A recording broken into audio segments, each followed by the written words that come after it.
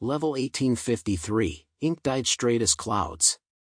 Deng Shintong and Gao Changkong tried every method to kill each other, but since they suddenly encountered each other in an unfamiliar battlefield, in the end, they had to resort to this simplest and purest method to decide who would advance to the next round.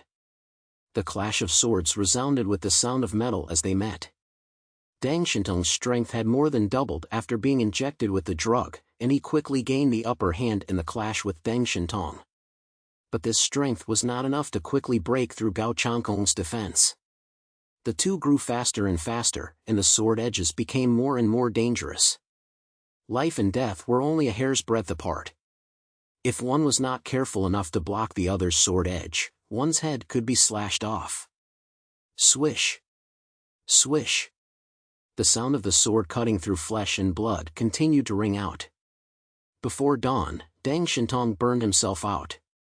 He had to kill Gao Changkong in a race against time, so his style of play became more and more violent, and in the end he even abandoned his defense almost completely and focused on attack, using a sword technique that veered off the beaten track. What he wanted was not to advance to the next round. He just wanted to defeat Gao Changkong.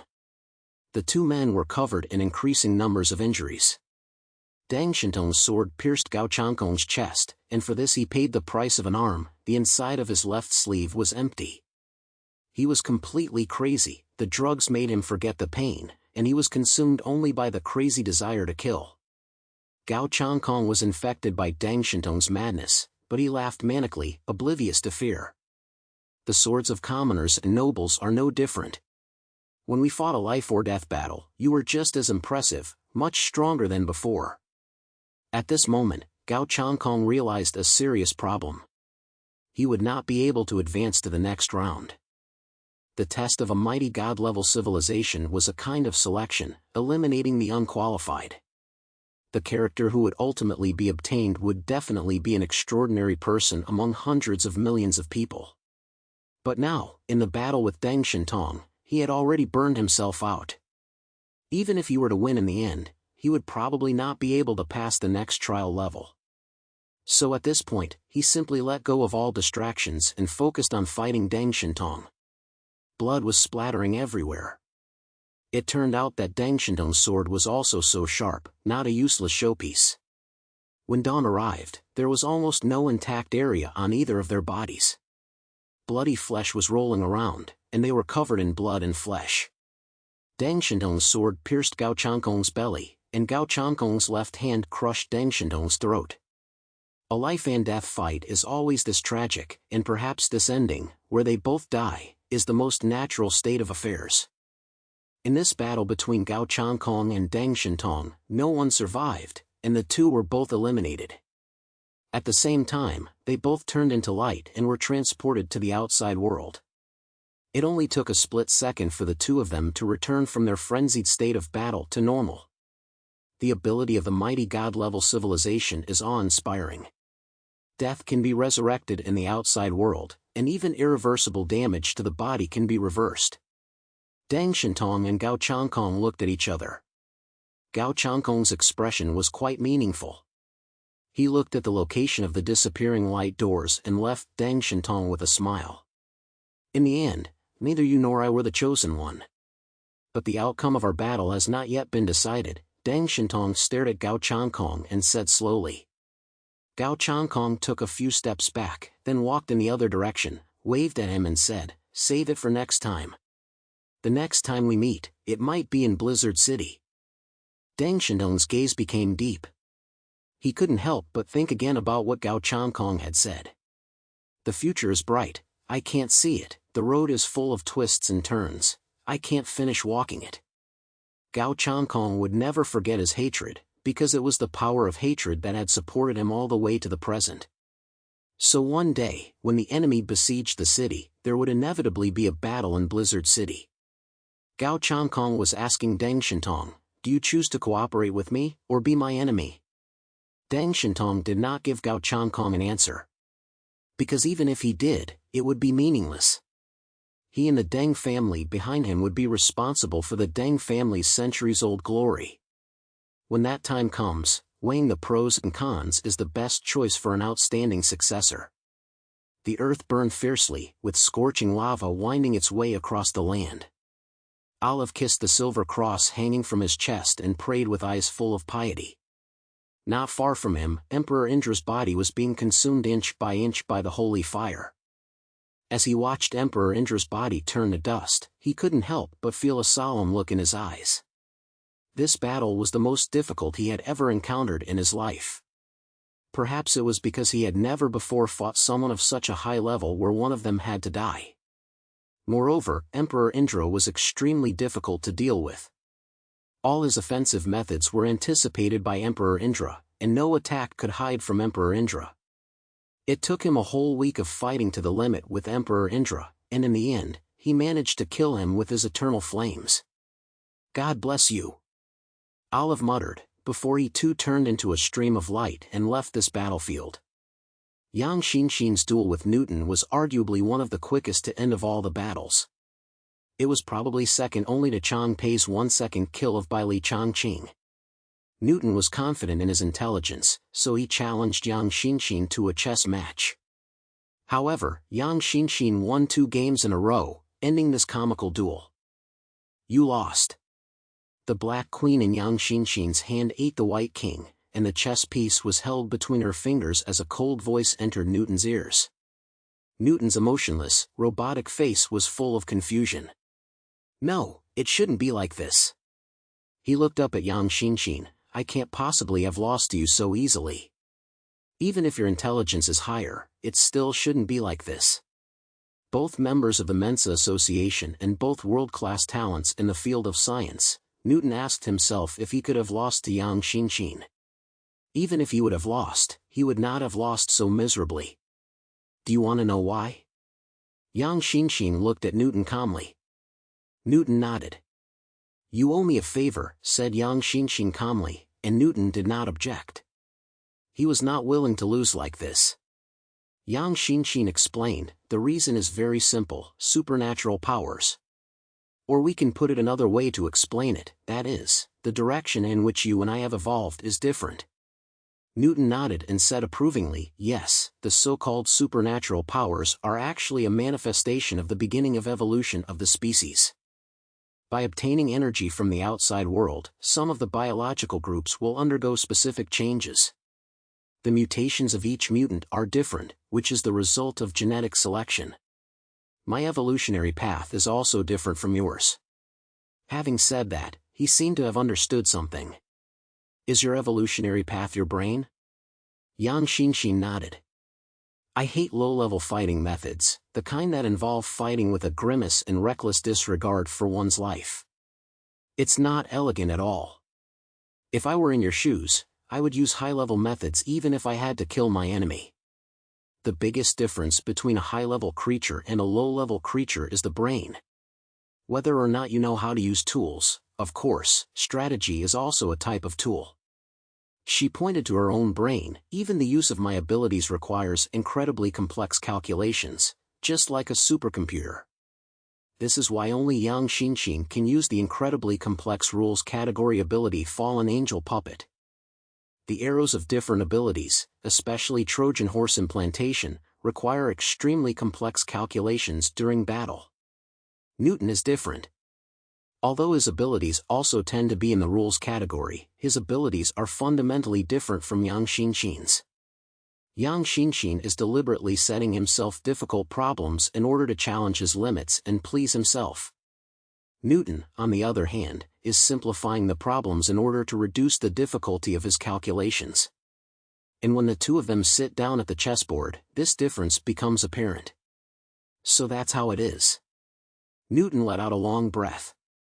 "This time I lost with no complaints. I shouldn't have agreed to the wager proposed by my opponent without first determining the strengths and weaknesses of myself and my opponent. I actually knew that you would choose a battle format that would be favorable to you. But I was overconfident after all." He looked at Yang Xinshin and said, "Next time, I won't make the same mistake." Yang Xinshin did not respond, but raised his right hand towards Newton. Newton frowned and said, "You don't need to take the extra step of committing suicide, do you?" "Manager, I choose to admit defeat." Soon, he received a response from the manager. Good. Newton was directly transported out of this space. After Newton left, the manager's voice appeared in Yang Xinxin's ears. You have passed this trial and are ready to proceed to the next trial location. Yang Xinxin suddenly looked up, looked in the direction the voice came from, and asked, Wait a minute. Came the cold voice of the administrator. Is that all? Asked Yang Xinxin indifferently. What do you mean? If you have a request, you can say it, said the administrator. Yang Xinxin said, We've passed all these levels, aren't there any rewards? This question stumped the administrator. Some time later, in another space, Zhang Yi also asked the same question. Of course they would ask, because Zhang Yi had once told a few of his closest confidants that the administrator had given him a reward. The administrator responded to Yang Xinxin, A reward, is that it? Well, that kind of thing doesn't matter. As long as you can make it to the end, you will receive the most precious treasure in the world. Yang Xinxin said, But I can't be sure that I'll make it to the end. Because if there's only one person selected, I'll give up my place to my brother Zhang Yi. And as a mighty god-level civilization manager, whatever you give us is an extremely valuable reward. From the beginning, the manager had never thought about the reward in Yang Xinxin's words. If a human drops a candy, and it is found by an ant, it will soon shape a huge ant colony. But humans may not necessarily have the heart to do that deliberately. For the administrator, she felt that everything else was trivial compared to the ultimate reward, and naturally unnecessary. Yang Xinxin said, But that is very important to us. We obey your will and participate in the trial. If we can receive the slightest reward from you, it will benefit us forever. The administrator pondered for a while, and then laughed. It was as if humans were watching ants begging for sugar. So what kind of reward do you want? Yang Xinxin said boldly, More powerful science and technology, and something that we call the spirit of sacrifice, which can enable evolution of living things. Unexpectedly, after hearing Yang Xinxin's request, the administrator shook her head. I cannot give you what you want. Because the former will interfere with your evolution, which is not permitted by the supreme will. Yang Xinxin keenly captured the key point in her words. Supreme will? The administrator ignored Yang Xinxin's self-talk and continued, As for the latter, the spirit of sacrifice, you call it, I cannot give it to you either. Yang Xinxin asked curiously, Why is that? To you, that shouldn't be a particularly rare thing. The administrator said, That's right, it's not rare to us. We even have the highest quality spirit of sacrifice on the planet. But that thing, it cannot be given to others. Yang Xinxin frowned at first, but then seemed to guess something. Test seeker, continue on. If you can make it to the end, you will have the opportunity to learn the answers to all the questions in this world. Outside the world of the light doors, on the battlefield at the site of Chernobyl, a large number of mutant soldiers were now fully armed and on guard all around. Not only were Fremon soldiers gathered here, but troops from other countries had also been sent. Because this discovery had been so shocking to the world, the appearance of a mighty god-level civilization behind the doors had shattered everyone's understanding of the world. Among these people were the mutant troops from the Huashu Kingdom. People from all 6 regions had been sent here to obtain first-hand information. However, only 2 Epsilon-level mutants had appeared. No one from the Xinjiang region could be sent, and there had been warnings about mysterious creatures beneath the Dragon Chamber, so they did not dare to approach this area. Therefore, only the Northwest region had sent Qiyu, Xiaoliu, while the person from the Jiangnan region, needless to say, was Nuba, Zhuyu. Zhu Jing knew that Gao Changkong had entered the world of the gates, and that was why he let Zhuyu come to Chernobyl. He was afraid that he would miss this opportunity. If a large-scale battle broke out between such a large number of mutants, Zhuyu would have the opportunity to obtain the origins of a large number of powerful people and directly plunder their abilities. Such a large number of mutants were gathering aimlessly, because no one knew what would happen in the world beyond the gates. Zhuyu was accompanied by Lan Xincheng. Although she was powerful, she lacked the basic knowledge of being human, so she had to be accompanied by someone. Lan Xincheng led Zhiyu and came smiling to Deng Shintong and the others. Deng Shintong, what's the situation inside? Deng Shintong's face broke into a strange smile when he saw Lan Xincheng and Zhiyu. If you wanted to come, why didn't you come before? Lan Xincheng said with a smile, wasn't it because you weren't allowed by Lord Chaos? And since neither of you were in the Jiangnan region, someone had to stay behind and guard it. As he spoke, his gaze drifted into the distance. Since he was here, he naturally also discovered that Gao Changkong was here. The words spoke for themselves, because after confirming that Gao Changkong could not take the opportunity to attack the Jiangnan region, Zhu Jing dared to let Zhiyu come over. Deng Shintong said indifferently, it's a very magical world inside, and I can't explain it to you in a few words. But Chaos and the others are still inside, so if you want to know the details, you'll have to wait until they come out. Lan Xincheng frowned slightly, what kind of world is inside? Deng Shintong's eyes were filled with some kind of reminiscence, and he shook his head. I can't say. It's as if I, a primitive, had entered a modern society. Everything I've experienced in the world beyond the light doors has exceeded my knowledge of common sense, and naturally I can't explain it to you. Lan Xincheng's curiosity was piqued upon hearing this, and he was about to ask something else. But suddenly, an ear-splitting sound came from the sky. Rumble. A deafening rumble suddenly sounded in the sky, and the entire sky turned gloomy. Framanza's kingdom became dark, as if all light was about to disappear. Everyone looked up, and they saw dark clouds in the sky, rendered in ink, piling up and gathering in the boundless sky. It feels like something big is about to happen. Deng Shintong's face showed a grave expression as he looked in the direction where the light doors had been, and for some reason, a feeling of unease came over him. But he didn't want to leave just yet, because Zhang Yi and the others had not yet come out. He was still waiting for the end of this trial. What kind of person would be chosen by this trial of the mighty god-level civilization, a being that was like a god to mankind, and what would they inherit? This mystery was on everyone's mind, and they desperately wanted an answer. Because that answer might change the world. Rumble. A rumble came from the sky, this time the familiar sound of a warplane's engine. Powerful forces from various countries arrived one after the other, and many new epsilons appeared on the battlefield. From the Holy Roman Church, a brand new group of Knights Templar arrived, led by an old man with full white hair and as strong as a bear. From Colombia, a warplane landed, and through the window, one could vaguely see an old man with a scientist-like appearance, a hedgehog hairstyle and a wine bottle in his hand, watching everything with a cold face from where the light doors disappeared. This scene seemed even more intense than the previous decisive battle. The legacy left behind by a mighty god-level civilization was of unimaginable importance. If their people were unable to pass this trial, those who did would always come out at some point. Now they have the initiative on the battlefield, and it is not impossible that they will seize things away when they plan their strategies at that time. The atmosphere in Chernobyl was oppressive and tense. Zhou Qi was eliminated in the first duel, and at this time she was with Uncle Yu, Fatty Su, and the others. Seeing the tension in the air, which was almost frozen, she couldn't help but worry. Originally, our biggest worry was mechanical civilization. But now, mechanical civilization is not the most dangerous opponent. I'm a little afraid that the mutant troops from various countries will fight each other for the inheritance of the mighty god-level civilization.